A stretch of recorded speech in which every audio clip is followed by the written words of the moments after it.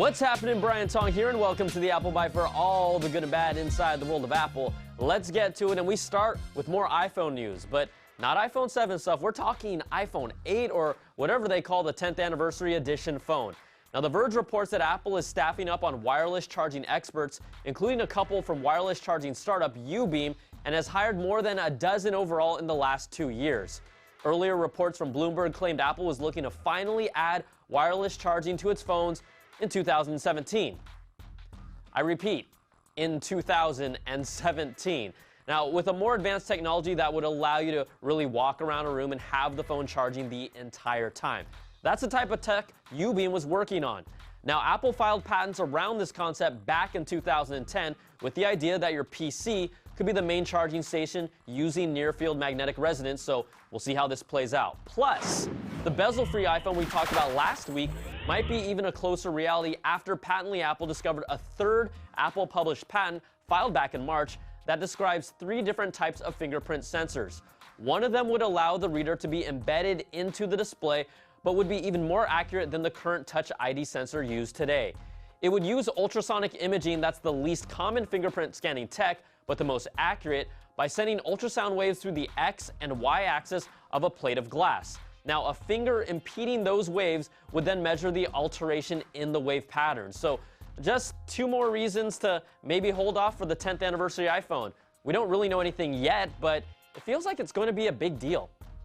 All right, WWDC is just a month away, and we've always seen new things added to macOS 10, and there's still the long-standing rumor that they'll shrink the name down to MacOS.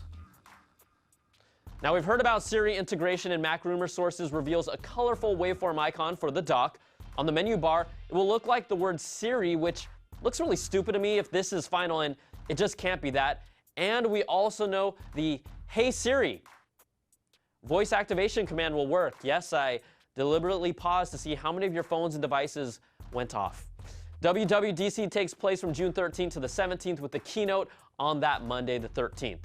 There's also been an ongoing issue affecting a small amount of users where the combination of Apple Music and iTunes is potentially deleting entire music collections for some people like James Pinkstone, who lost his entire 122 gig music collection. Tear. Now, Apple recently confirmed the music deletion glitch to the loop with a fix coming in the next week, but we don't really know what's going to happen to those files. Can you say bad Apple? Now, iTunes 12.4 was released this week with an updated interface and navigation. It's still not a major overhaul to the app, but there's no word if it actually fixes the glitch. So, if you want to get more in depth about this, you can always check out our weekly Apple Byte Extra Crunchy audio podcast that expands on everything from this show and more. So check it out. It's good, like 5 stars good. Shameless plug, I know. All right, an iOS 9.3.2 update released in the first week of May brought back the ability for night shift mode and low power mode to work together again, but it's been plaguing 9.7-inch iPad Pro customers with crashing issues, and some of them are even being bricked after the update. Whoo-hoo, that's a bad Apple. Now, Apple, again, has acknowledged this and says it's looking into a small number of reports, so this is another update that will most likely require another update. See, now I'm actually not so mad about the 9.7-inch iPad Pro. I love my 12.9 inches.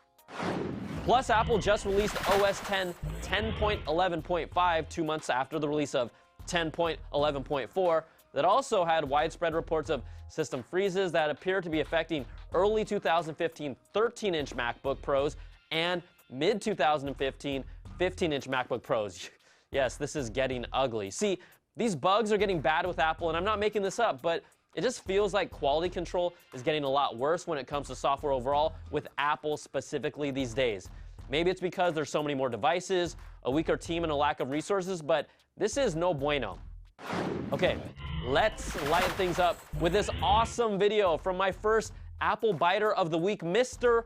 Franco Fresh. He sent me this video of this special trick he can do with his MacBook.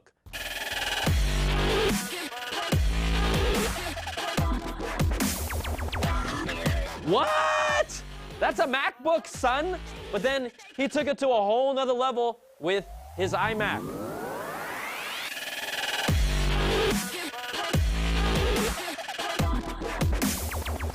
Damn, Franco, a freaking iMac. You so cray-cray.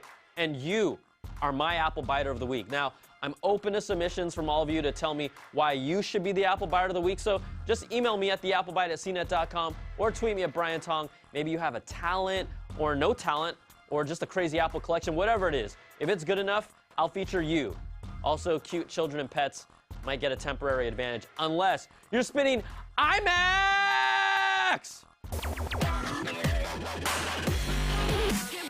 All right, that's going to do it for this week's show. I have to save the Mortal Kombat movie titles giveaway for next week, so keep sending me your ideas if you want to be a part of it. Thanks so much for watching. We'll catch you all next time for another Bite of the Apple.